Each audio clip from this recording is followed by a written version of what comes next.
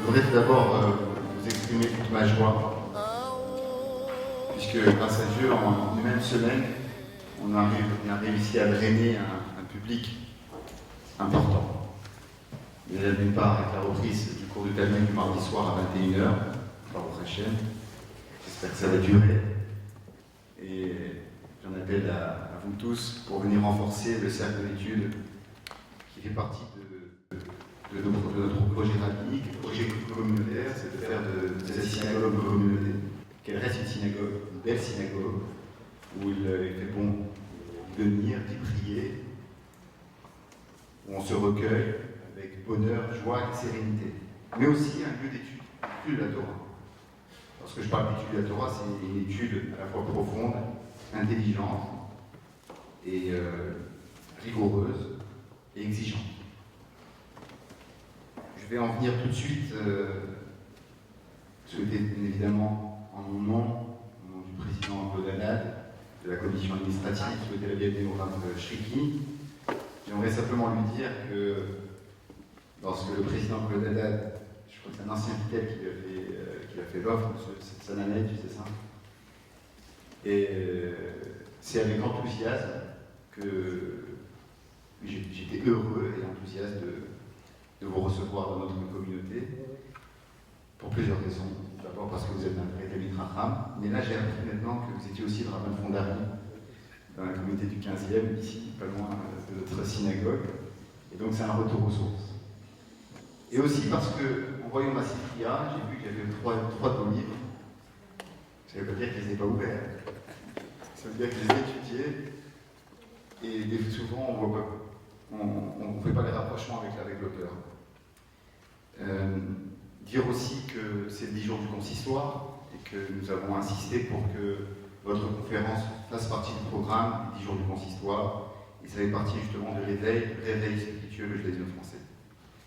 Le Rav Shriki dirige un institut, l'Institut du Ramchal, Rabbi Moshe Chaim Lusato, et j'aimerais simplement vous dire que, pour ceux qui me connaissent, j'ai toujours étudié, j'ai toujours enseigné selon le pshat.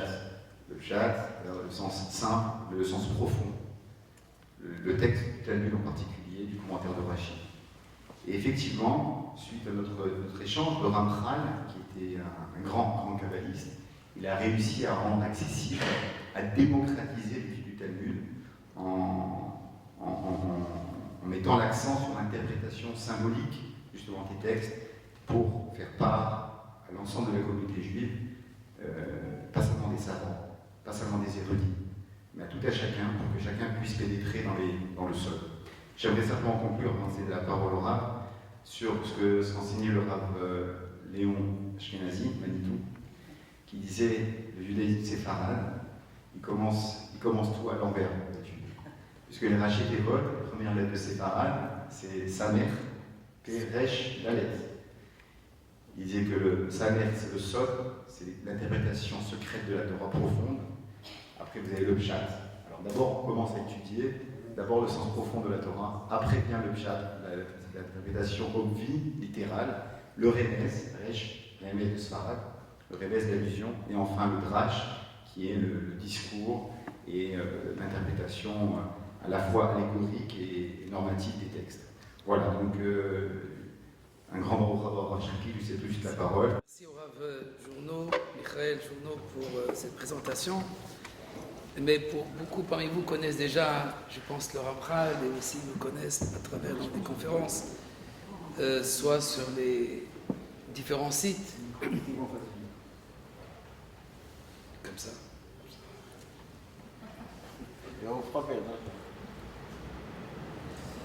Bon, nous allons parler donc directement non pas du Ramchal, mais d'un texte du Ramchal sur Rosh Hashanah. Et nous savons que le Ramchal est révolutionnaire dans tout son enseignement, mais aussi dans ses conceptions des choses. Nous savons qu'il a écrit aussi un Sefer Hagayon, un traité sur la logique, et donc sa logique est différente de la nôtre. On va donner un exemple très clair par rapport au Rosh Hashanah. Pour la majorité des gens, des lecteurs et du Talmud, et même du Zohar, on connaît Rosh Hashanah sous la forme donc de Yom Hadin, le jour du jugement. Donc dès qu'on parle de Rosh Hashanah, c'est le jugement, la justice. On ne sait pas trop qu'est-ce que ça signifie, la justice divine, mais c'est le jour où tout le monde se rassemble pour le shofar, pour écouter, de vivre ces moments donc solennels, et en particulier donc Rosh Hashanah jusqu'à Kippour, nous sommes renfermés dans une grande bulle, et on attend donc le verdict jusqu'au jour donc de Kippour. Nous allons voir, je n'essaie pas donc de réduire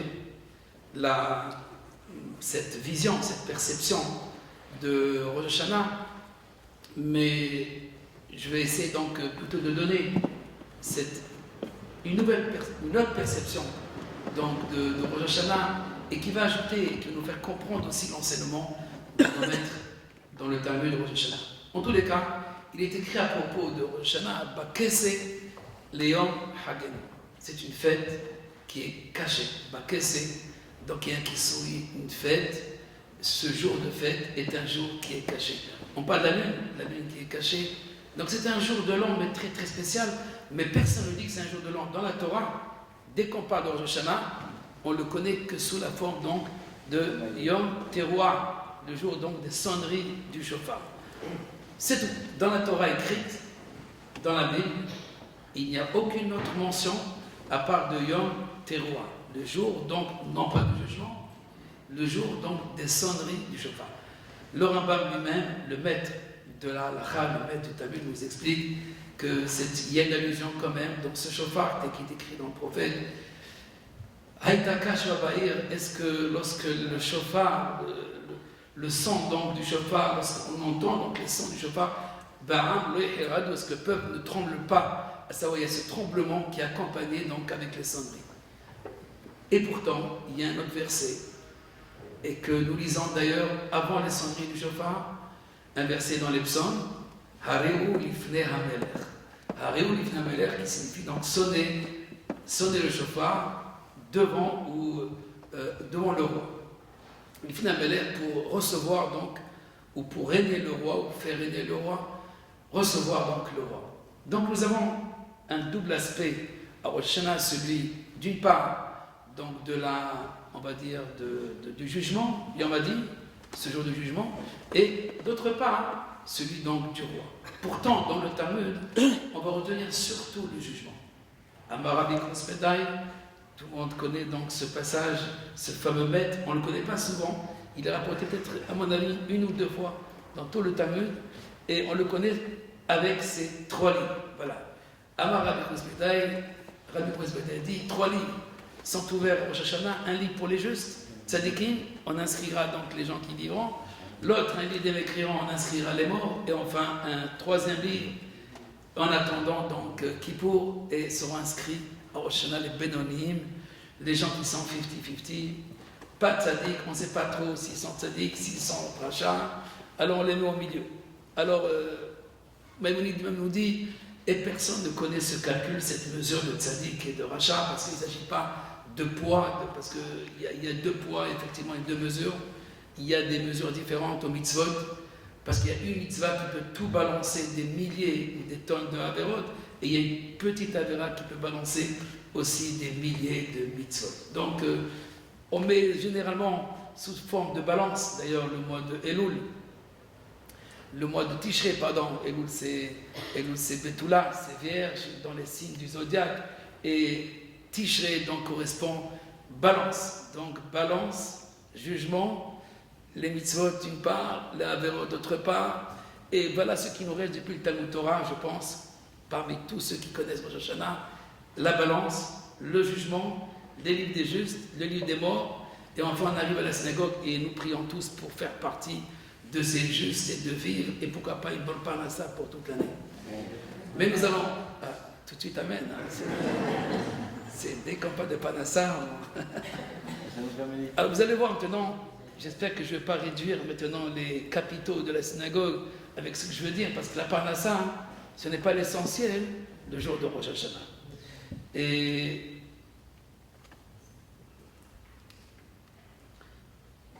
nous allons donc voir une nouvelle perception, plutôt pas tout à fait nouvelle, parce qu'elle est mentionnée quand même dans la Tfila. Dans la Tfila, il y a les Malchouyot. entre autres, c'est-à-dire dans la prière de Moussa, cette prière, seconde prière après Shachrit, alors on insère quelque chose de l'ordre de Malchuyot, c'est-à-dire de la royauté. Alors il y a aussi des versets pour rappeler les shofarot, c'est-à-dire le shofar, la symbolique du shofar, les versets qui concernent donc le melech, le roi, et d'autres versets, les zichronot, qui sont donc les souvenirs, mais il se souvient de quoi? Des fautes ou des bonnes actions. Donc on a encore dans la Hamida de Moussaf cette idée de jugement, de compte et de mesure des bonnes actions et de mauvaises actions, la vie et la mort, mi yamut, qui vivra, qui mourra. Et enfin, nous avons aussi, je dis bien aussi, parce que c'est toujours en second lieu, cette question de royauté, de royaume ou le règne du roi, elle vient toujours en second lieu, si on en parle. Alors, vous allez voir tout de suite la signification d'abord, ou le problème, on va dire le problème de ce qu'on appelle le jugement. Pourquoi le jugement de Rosh Hashanah n'est pas ce qu'on croit? Un grand maître, le Sha'arei Ora, qui a écrit donc sur la Kabbalah, une encyclopédie, je dirais presque, un index et une référence donc dans tout le monde de la Kabbalah, nous dit à propos donc de ce Sefer HaTzadikim et Sefer HaReshaim, le livre des justes, le livre des morts, qu'il y a un problème. Il y a des gens, des tzadikim, si nous disons que le livre des vivants est le livre des justes, alors dans ce cas-là, il est impossible que dans l'année, un juste meure. Et pourtant, il y a des justes qui meurent pendant l'année.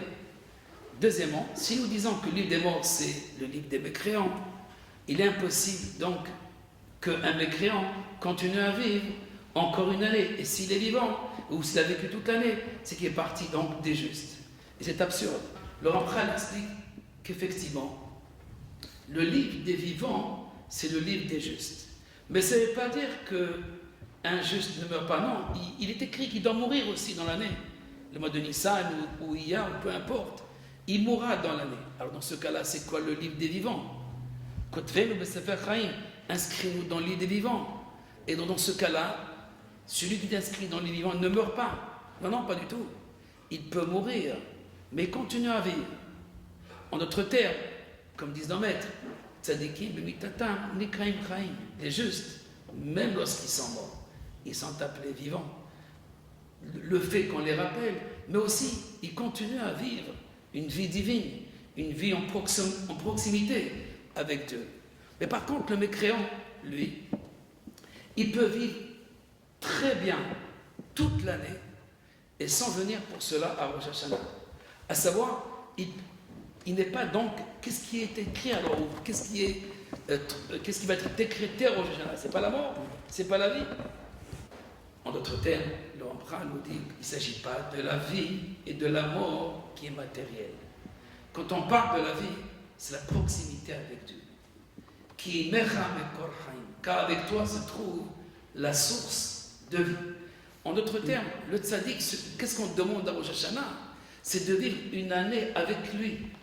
Mais est-ce qu'une année en dehors de lui? Oui, une année ou un instant en dehors de lui, ce serradat, cette déviation, ne serait-ce d'un instant, qui nous déconnecte de lui, en fait, fait de nous, non pas un rachat, mais un mort, tout simplement.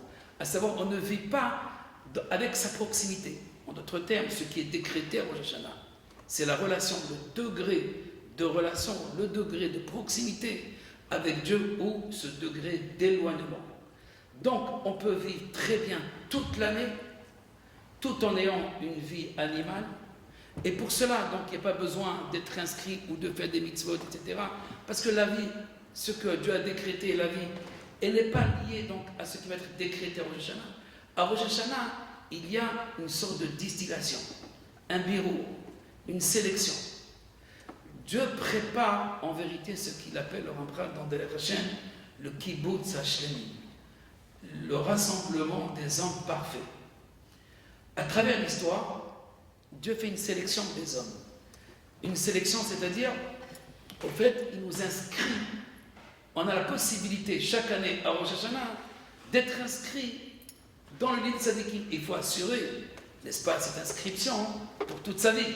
N'est-ce pas, même ceux qui sont déjà inscrits depuis 30 ans ou 40 ans, continuent donc à faire des actions, continuent donc à avoir un comportement adéquat, etc., pour assurer cette inscription dans le livre de la proximité. La proximité avec Dieu, Kirvat Elokim, cette proximité litov qui est en fait le bonheur, le véritable bien. Et en fait, c'est ce que nous demandons à Rosh Hashanah. À Rosh Hashanah, nous demandons ce bien. Parce qu'un homme peut vivre, effectivement, il peut obtenir des belles choses dans ce monde. Mais il ne reste pas. Ces bonnes choses, il peut obtenir des grandes choses aussi. En fait, ils ne sont pas conservés. Ils vont servir pour les autres. Ils ne vont pas servir directement à lui. Donc, un homme peut obtenir des grandes choses et des belles choses, mais puisqu'au fait, il n'y a pas cette proximité, donc il ne garantit pas la perpétuité de la chose qu'il a obtenue. D'ailleurs, dans le Katakohanim, on dit que Dieu te bénisse et te garde, qui garde ce qu'il t'a donné. Parce qu'on peut obtenir quelque chose et le perdre. Donc, obtenir et le perdre, donc ça n'a servi à rien du tout. Si, ça a servi pour les autres. Puisque tu l'as perdu, il se retrouve chez les autres. Et par contre, quand il te garde, quand il conserve ce qu'il te donne, alors dans ce cas-là, il y a là ce qu'on appelle un bien qui est de l'ordre de l'éternité. Il a servi à quelque chose, à toi, et directement dans ta perfection à toi, dans ton élévation à toi. Et par contre, obtenir quelque chose, comme on dit d'ailleurs chez le prophète Hélène, au Kohenu, dans le vidouille, nos forces, c'est pour les autres. On a reçu nos forces, notre énergie, mais elle est dépensée pour les autres. En fait, c'est ça la malédiction. La malédiction, c'est obtenir et perdre. Mais obtenir aussi.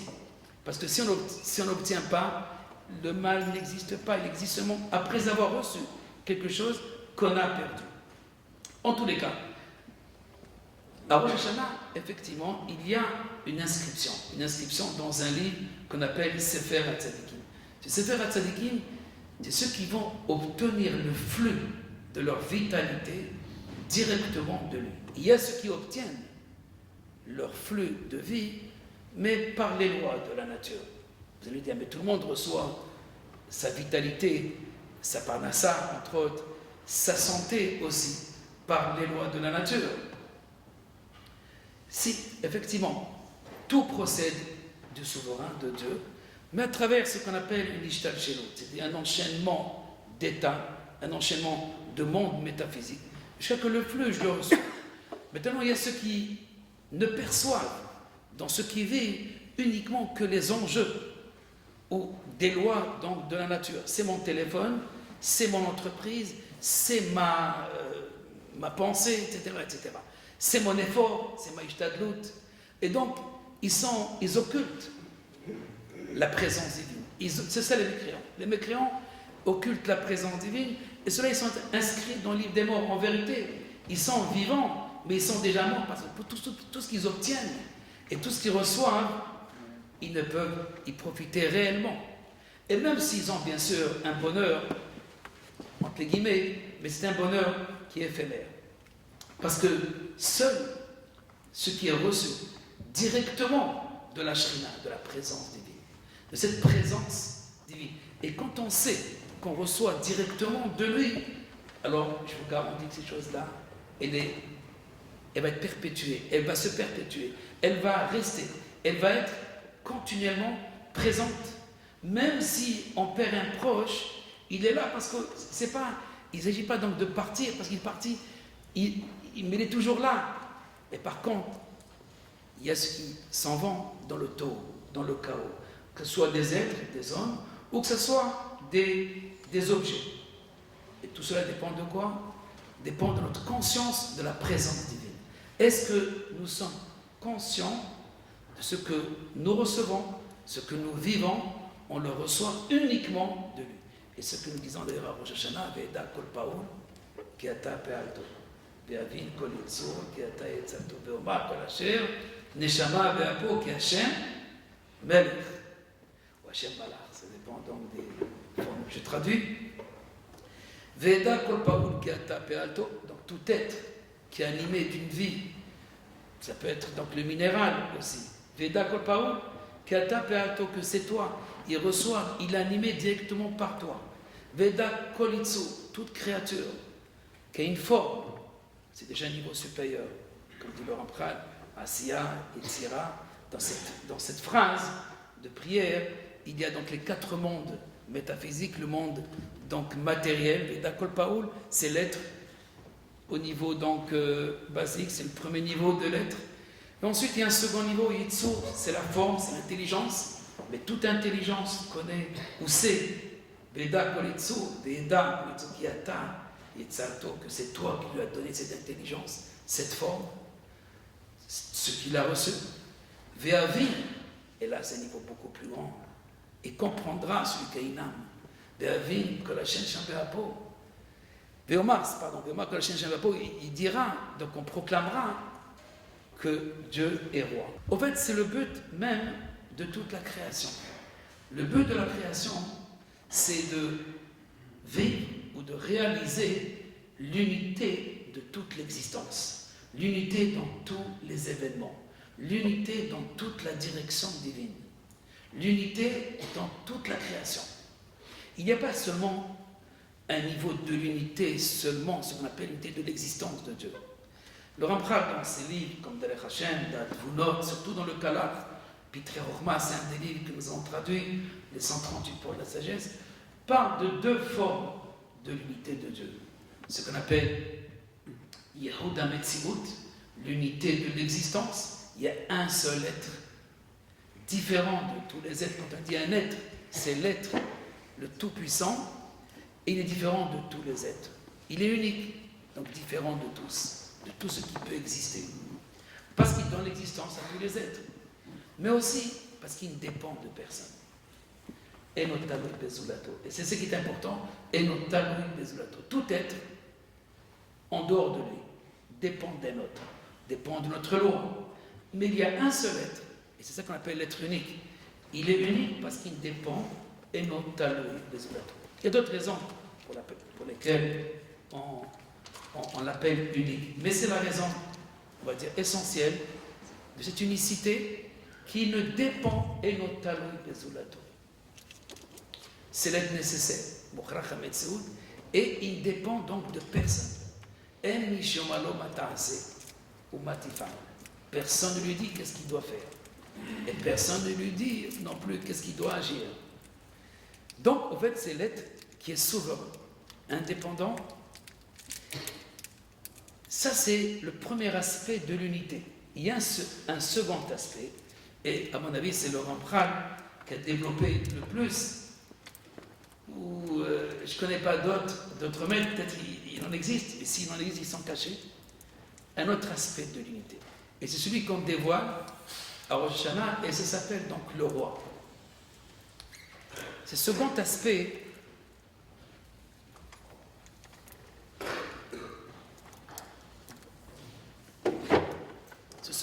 donc de l'unité de Dieu, d'après le Ramchal, s'appelle donc Yehud HaShilton. Yehud HaShilton signifie au fait l'unité dans le gouvernement, l'unité dans le règne, l'unité dans l'histoire. À savoir, il est le seul être qui dirige tous les événements. Il n'est pas seulement l'être qui donne l'existence à tous les existants, comme chez Maïmonide, Mamtsi Kol Nimtsaïm, qui donne l'existence aux existants, à savoir qu'il n'y a pas d'être, aucune existence ne peut être existante seulement par son existence à lui. Mais le Ramchal va plus loin. Il n'y a aucun événement dans l'histoire qui peut surgir en dehors de sa volonté. Et même si l'événement en question s'oppose à sa volonté, comme le meurtre, le suicide, les épidémies, les catastrophes, etc.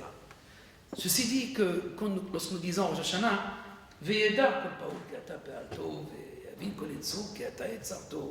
comprendra donc tout être que c'est toi qui le dirige, à savoir même quand il a pensé faire contre ta volonté. Ce que le Ramchal ajoute à la fin de ce passage, et son règne se trouve partout. Le Ramchal n'est pas partout, ou dans tout gouvernement littéralement. Son règne se trouve dans tout gouvernement. Non, il dit, et son règne se trouve dans la Klippa. Baklipa, il se trouve aussi dans l'écorce. C'est quoi l'écorce? Ce qui occulte la présence. Ce qui occulte la présence de Dieu. Donc même la personne, l'être, la créature, peu importe qui va occulter, c'est moi, c'est mes forces, c'est ma puissance, c'est moi qui fais tout, et j'embête tout le monde, eh bien celui-ci aussi fait sa volonté. Parce qu'il n'y a pas de volonté en dehors de sa volonté. Comme il n'y a pas d'existence en dehors de son existence, et qu'elle n'existe que par son existence, alors dans ce cas-là, aussi dit le Ramchal, Yehuda Shilton, l'unité dans le gouvernement, il est un dans l'existence, mais il est un aussi dans tous les événements, donc dans tout gouvernement. Qu'est-ce qui se passe à Rosh Hashanah? Pour tout cela, la majorité connaissent déjà cette introduction, et dans le Kalach Pitrei Chochma, dans Derech Hashem, dans la Gvulot, pratiquement dans tout l'enseignement du Ramchal, il y a cette présentation de ce qu'on appelle l'unité de Dieu. Je répète, l'unité dans l'existence et l'unité dans l'histoire, la souveraineté donc de Dieu unique dans tous les événements. Dans ce cas-là, qui est en dehors de lui maintenant? C'est quoi le Sefer HaMetim? Le livre des mécréants, le livre donc des morts. Puisqu'au fait, le mort ne peut pas se souvenir de toi, dit le roi David. Et donc le souvenir, dès qu'il y a un souvenir, c'est au niveau de la vie. Il n'y a pas un souvenir de la mort. Dans la mort, qui va se rappeler de toi, se souvenir de toi? En d'autres termes, que signifie au fait celui qui occulte la présence de Dieu? Celui qui est donc, qu'on appelle le mécréant, celui qui est appelé déjà mort, même s'il est vivant. Rechaim bechayem nikraim metim, même en étant vivants, ils sont déjà appelés morts. Mais qu'est-ce que c'est la mort en d'autres termes? Par rapport à ce que nous venons de dire, maintenant d'expliquer en ce qui concerne l'unité de Dieu, Malchuto Bakol Mashallah, ce règne dans l'écorce, ce règne même dans les ténèbres, ce règne même dans ce qui s'oppose à lui. Et toute la prière, elle consiste à demander uniquement Veyeda Kolpa, Paul qui est appelé Alto. Nous savons, Shana Yadan, Shashilton Lefanecha. Nous savons que le Shilton, le règne de l'unité, est dans tes mains. Et tu fais ce que tu veux, à n'importe quel moment. Mais on peut supposer, comme dit le Ramchal dans ce Mahamar, dans ce discours, il dit qu'il y a la liberté humaine. Et donc, dans le cas de la liberté, on peut faire contre sa volonté. Au fait, comme si on faisait contre sa volonté. Mais il va s'avérer à la fin que tout ce que nous avons fait, et même le contraire de sa volonté, cela aussi était donc sa volonté. Bien sûr, il y a là quelque chose de très difficile, sinon je dirais presque impossible, à comprendre en même temps la souveraineté de Dieu, à savoir la souveraineté de Dieu dans tous les événements, ou Malchuto Bakol Mashallah d'une part, et d'autre part que l'homme peut faire contre sa volonté. En vérité, dans la logique, même chez le Ramchal, il y a deux genres de volonté. Il faut distinguer. Pour comprendre un enseignement, il faut utiliser ce qu'on appelle le principe de la distinction. Le principe de la distinction qu'on appelle la Afrana permet donc de résoudre beaucoup de problèmes, comme cette contradiction que Maïmonide a déjà parlé à propos de la Idia et de la Behira, d'une part la connaissance de Dieu et la liberté de l'homme. Si Dieu sait d'avance que je vais tuer telle personne, où est la liberté donc de tuer ou pas tuer? Alors, Maïmonide, il dit qu'aucun être humain dans ce monde est capable de saisir cette corrélation. Laissez tomber, mais ça existe. Il y a une Idia, effectivement, et il y a une Behira, et je suis obligé de dire qu'il y a une Behira. Donc, le Maïmonide nous fait accepter, ou plutôt nous oblige à accepter une liberté par manque de choix, parce que si tu as eu la liberté, tu as eu la récompense et la punition. Et donc, à cause de la récompense et la punition, je suis donc obligé d'accepter qu'il y a liberté, parce que s'il n'y a pas de liberté, tu récompenses quoi? Ce que tu as décidé. Tu punis quoi? Ce que tu as décidé de punir. Donc, dans ce cas-là, cette idée, plutôt ce concept de récompense et punition, mais à défaut d'une part la liberté humaine, mais aussi et surtout la souveraineté de Dieu. Une autre idée de sereine que nous pourrons comprendre de manière rétroactive, donc ce qu'on appelle le jugement de Dieu. Mais le jugement, comme nous l'avons prouvé, je pense, démontré, que ce n'est pas ce qu'on pense. Le mécréant peut vivre toute l'année et il est inscrit dans le livre des morts. Le juste peut mourir dans l'année et il est inscrit dans le livre des vivants. Et celui qui n'y croit pas, donc, n'a rien compris. Comme nous avons vu, selon le Sha'aréora, selon aussi ce Mahama, la Chokhma du Ramchal, et donc il s'agit uniquement, nous demandons l'avis avec lui. Inscris-nous dans ton souvenir à toi. Zochren, mets-nous dans ta mémoire. Non pas dans la mémoire morte, et dans la mémoire vivante, qui mecha mekol chai. Avec toi se trouve donc cette source de vie, une vie qui est avec toi, une vie donc divine, une vie où notre action, elle est de l'ordre de l'éternité, qui se perpétue, qui reste, non pas dans l'éphémère et le temporaire. Les mécréants, ils sont dans ce temporaire et cet éphémère. C'est pour ça que lorsqu'ils sont vivants, ils sont appelés morts, parce que avant même que l'action ait agi, elle est déjà partie, elle est déjà finie, elle leur appartient plus. Alors que celui qui agit avec Dieu, qui est Mecham et Kolchaim, dans cette proximité, son action, elle est de l'ordre de l'éternité. Il lui garantit donc c'est quelque chose qui est donc de l'ordre de l'éternité. Mais en vérité, le Ramchal dit c'est le propre d'Israël. L'éternité, la Nitzriout, c'est pas du Ramchal seulement, c'est du Maharal aussi, dans Netzach Israël. Le propre d'Israël, c'est le principe même de l'éternité. Il va porter donc l'éternité à un monde qui vit la temporalité, l'envie.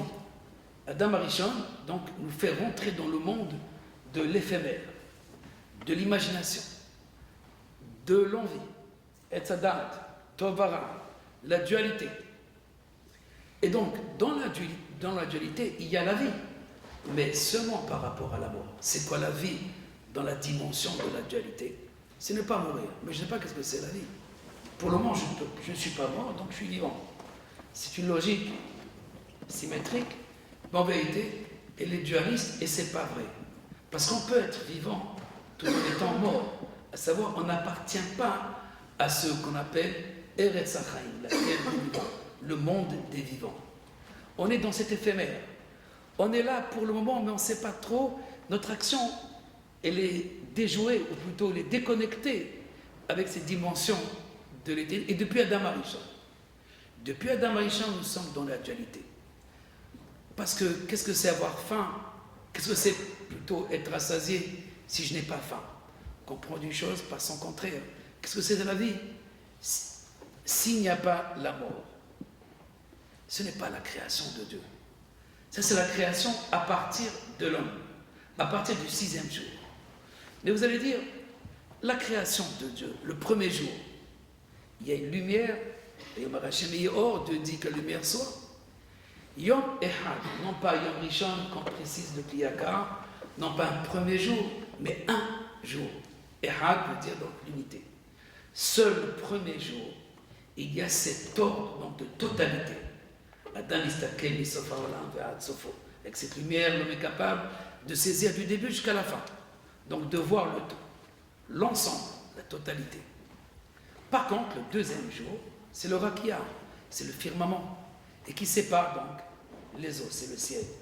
Donc on fait déjà création donc du pluriel, Shamaim, Shamaim, déjà Sham, là-bas, il y a là-bas et ici.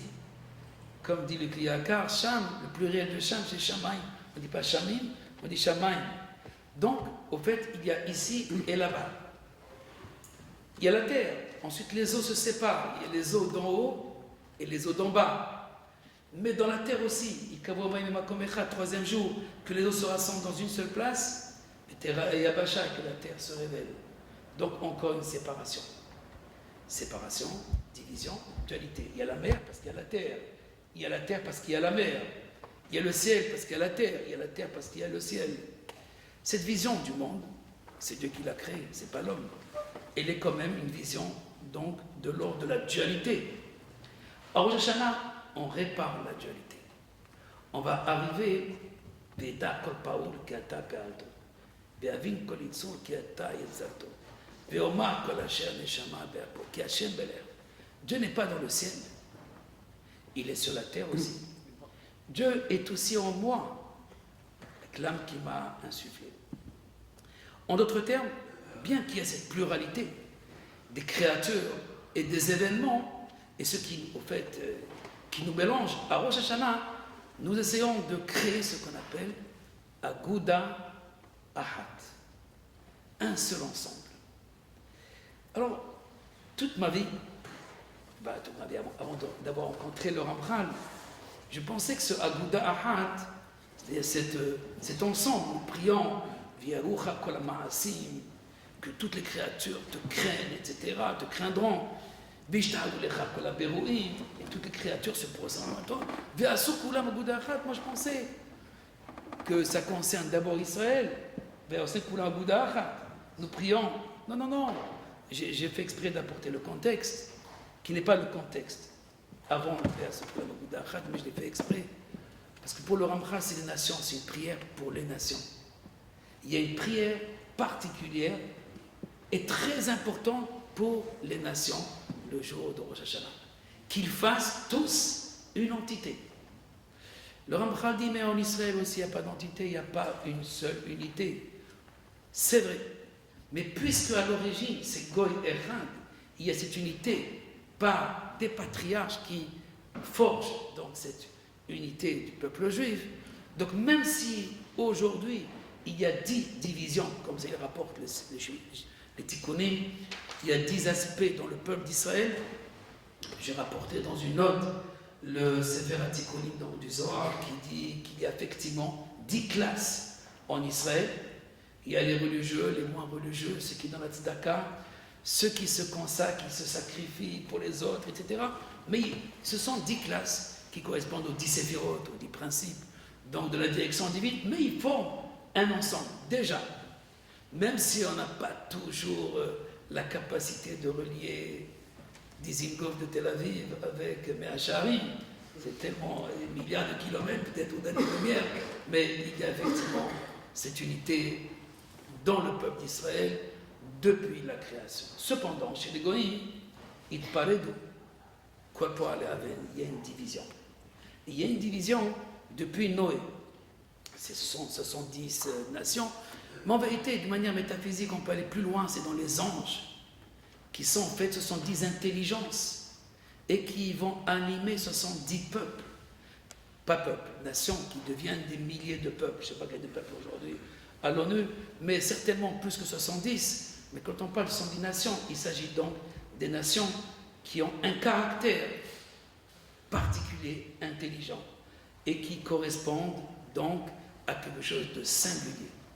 À Rosh Hashanah, nous allons partir vers l'origine des origines. À savoir, il y a une participation, le peuple juif va participer dans la réparation même du Tzimtzum. Ah, voilà la nouveauté. Ceux qui ont demandé la nouveauté. Pas dormir.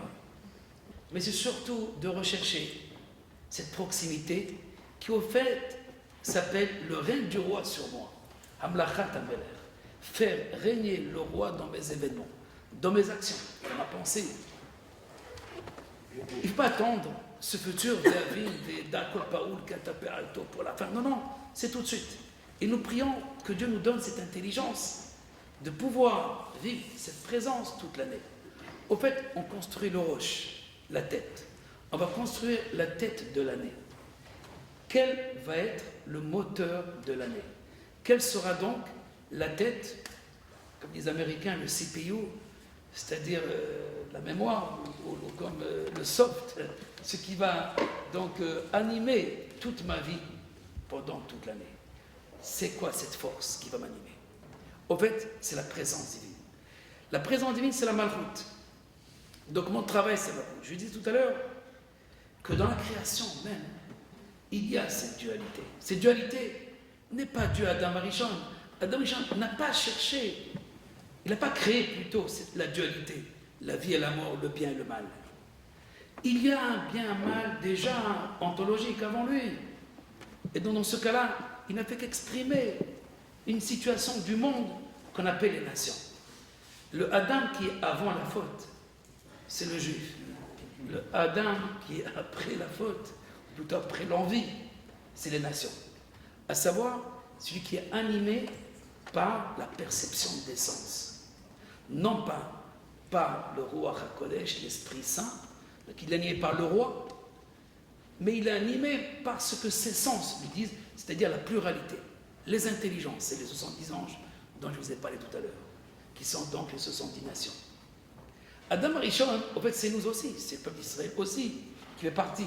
Mais après, il sort, Goy Mitor Goy, il sort de cet esclavage, de cette soumission des sens, pour aller recevoir la Torah de l'éternité, à savoir la Torah de l'unité, la Torah, en fait, de cette voie dont je parlais tout à l'heure, de la perpétuité, de l'action perpétuelle, permanente, éternelle.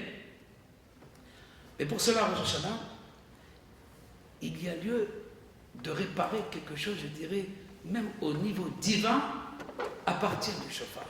Et c'est ça le sens de Haréou Lifne Hamelech. Sonner devant le roi. À savoir, c'est une réparation, je dirais presque, du roi. Comment, tout simplement pour être modeste, installer le roi dans nos actions, dans notre esprit. Mais c'est beaucoup plus que cela. Installer le roi sur la terre aussi. Mais il est déjà installé. Qui te dit qu'est-ce qu'il faut faire? Tu fais ce que tu veux de toutes les façons. Mais non. On ne te voit pas. On ne te perçoit pas. Donc on attend juste quelque chose, dit le Rambam dans ce Mahamar. La révélation.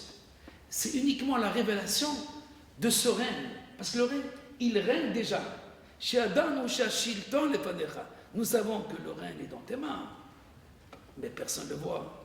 Les nations ne le voient pas. Nous aussi, nous ne le voyons pas. Et ça dépend de quoi maintenant? Pas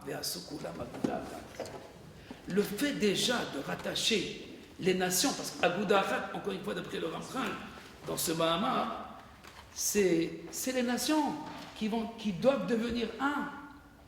Ça commençait peut-être avec l'ONU, mais pas encore, pas tout à fait. Mais pas sur cette base de l'économie ou de la sécurité du monde. C'est sur notre base dont il s'agit donc de faire cette union. Cette union des nations, elle doit être accomplie sur une autre base, sur d'autres critères. Bien sûr, les critères actuels sont importants, mais il y a dans cette prière de Rosh Hashanah, c'est aussi dans cette compréhension que nous avons reçu déjà dans le Hashem de Anori Hashem Elokecha. Au fait, lorsque nous prions V'yarucha kol ha'ma'asim, toutes les créatures te craignent, V'ishtahavu lecha kol ha'berurim. Le Rambam dit tout simplement, il faut que les nations arrivent au niveau d'Israël. Il faut prier qu'ils arrivent au niveau d'Israël d'aujourd'hui. Et pour le Rambam, ils doivent nécessairement arriver au niveau d'Israël. Sans cela, le tikkun ne commence même pas.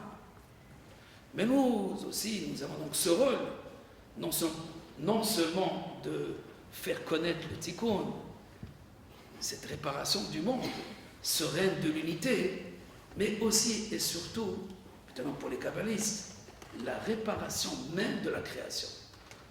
Il ne s'agit pas de fêter la création. Les nations, leur jour de l'an, ils fêtent quelque chose, le roi ou l'indépendance, peu importe. Mais nous fêtons quoi? L'action de Dieu, non pas Dieu, mais son œuvre. Mais son œuvre, c'est la création. Et la création, le Olam, c'est le LM, c'est la dissimulation. Olam, avec un jeu de mots, devient le retrait, le tzimtzum. C'est le retrait, c'est la dissimulation. Et il laisse place à qui? Aux lois de la création, à la nature. Quelque chose qui trompe Dieu. D'ailleurs, dans le Zohar, on dit « Ela melachim Hashem akhu beretz Edom, lifnei melech Melech d'Israël, voici les rois qui ont régné de Édom. Mais le Zohar dit non, ce sont les rois, les principes premiers de la création étaient corrompus et ont voulu occulter l'unité et montrer que le monde résonne et agit et évolue selon les lois. Donc les rois primordiaux sont les principes premiers de la création. Et à Rosh Hashanah, nous relions ces têtes. Dans la tête, tout se réunit. Dans le corps, il y a les mains, après il y a les organes.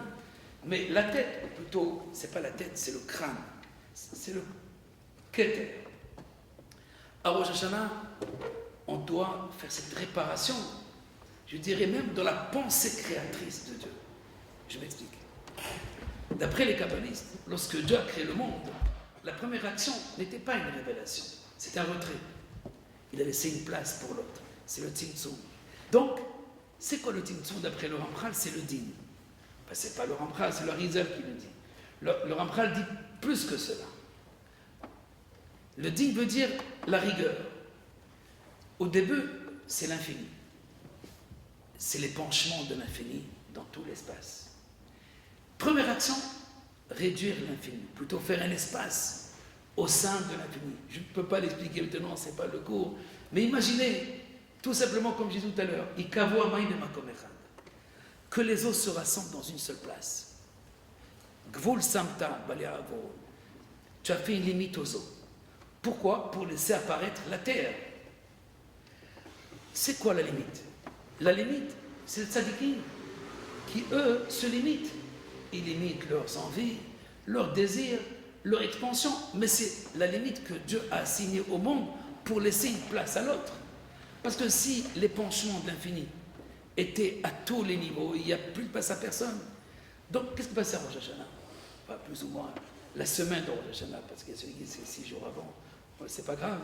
C'est parce que c'est Adam Arishon qui est né à Rosh Hashanah.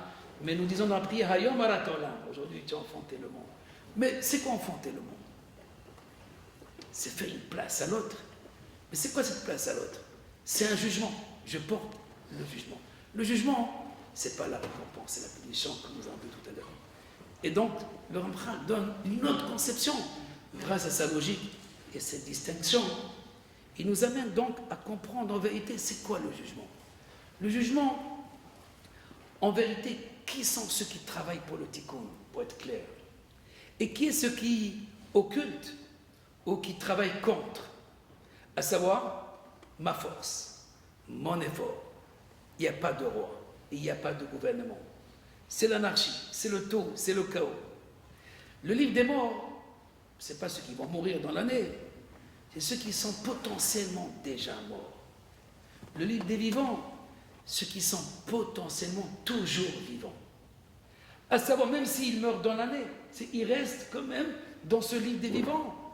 C'est pour ça qu'on va même au cimetière, pour ceux qui ont cette coutume, on va au cimetière la veille de Rosh Hashanah pour prier pour les morts, que Dieu les inscrit aussi dans le livre des vivants. On prie pour les morts, pour qu'ils fassent tchouva, aussi on peut les faire élever, les élever dans le livre des vivants. C'était en parenthèse. Revenons au Tzimtzum. L'action première de Dieu de Rosh Hashanah, c'est un digne, effectivement, il coupe quelque chose. Il y a l'arrêt d'une expansion, d'un épanchement, je dirais presque de la vie.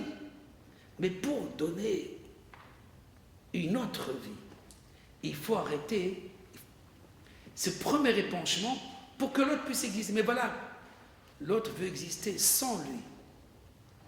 S'il existe sans lui, c'est Adam Arishon, c'est dans l'envie. Ils iront dans l'action personnelle, dans la ishtadlut, dans l'effort, dans la perception d'essence. Donc c'est c'est contre le règne, en fait.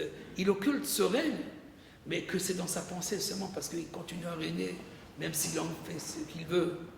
Et donc notre prière, c'est une prière de prise de conscience, d'une part, qu'on soit conscient que c'est toi, Veda Kol Paoul, qui a tapé alto, que c'est toi qui anime tout ce qui se passe dans ce monde, et même apparemment le contraire de ce que nous désirons et de ce que nous envions.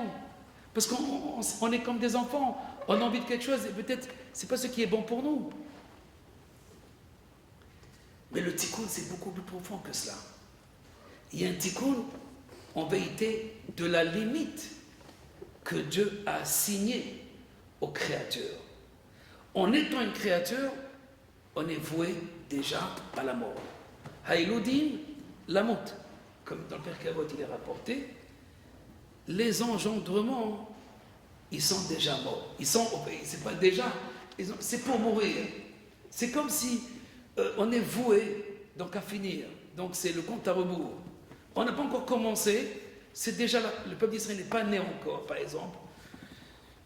Avec Abraham Avinu, lorsqu'Abraham demande un signe, Dieu lui dit, Baméda, comment tu sauras?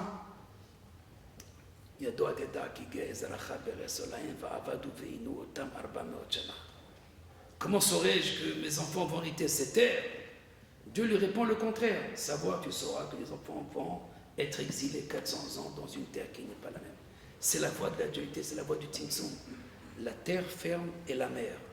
À savoir, une chose ne peut apparaître que par le contraire. Parce que j'ai rassemblé les eaux que je découvre la terre. C'est parce qu'il y a la mort qu'il y a la vie. Mais non, c'est faux. Ça, c'est la voie de la dualité où Adam Arishon nous a fait tous entrer. À Rosh Hashanah, nous avons fait le tikkun de Adam. Jusqu'à Kippour, il y a un travail à faire de renouveler l'existence du monde, de la rapprocher plus. C'est peut-être qu'on va réussir en une année. Ça va prendre 6000 ans. Pas plus, peut-être moins. Mais chaque année, l'existence du monde se rapproche plus, ou plutôt répare cette division, répare cette coupure, cette sciure, cette nessira, cette brisure, voilà, cette brisure de symétrie, cette brisure d'harmonie, c'est de Dieu avec sa créature. À Rosh Hashanah, en faisant régner le roi, on comble le fossé, ou plutôt on remplit ce fossé, on répare cette nessira, ce que dit le Harizal. Le Harizal dit l'essentiel de Rosh Hashanah, c'est la réparation de la nessira. C'est quoi la nessira? C'est cette sciure, c'est cette brisure, c'est cette séparation, cette dichotomie, c'est ce rakia dont je parlais tout à l'heure. Il y a une chose qui peut relier ce haut et ce bas. Il y a une chose qui peut réparer ou nous ramener à ce Yom Rishon de l'année de Or, Vayomer Elokim Yehi Or, cette création donc de lumière qui la seule exprime l'unité. Mais sauf à Olam, du début jusqu'à la fin. Donc il y a un seul élément, une seule dimension qu'on appelle donc cette lumière primordiale, ce Or de Yom Rishon, cette première lumière. Parce que, effectivement, la création, c'est une dichotomie. La création, c'est une division. À Rosh Hashanah, on ne fête pas la création. On fête la réparation de la création. Terminé.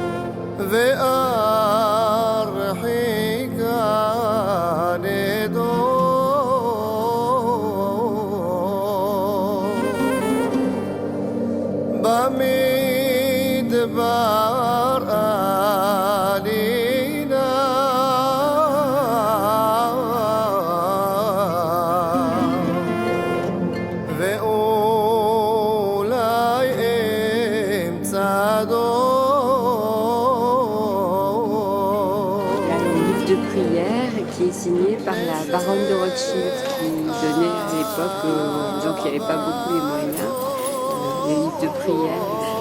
Ici à Chasse-le-Lova.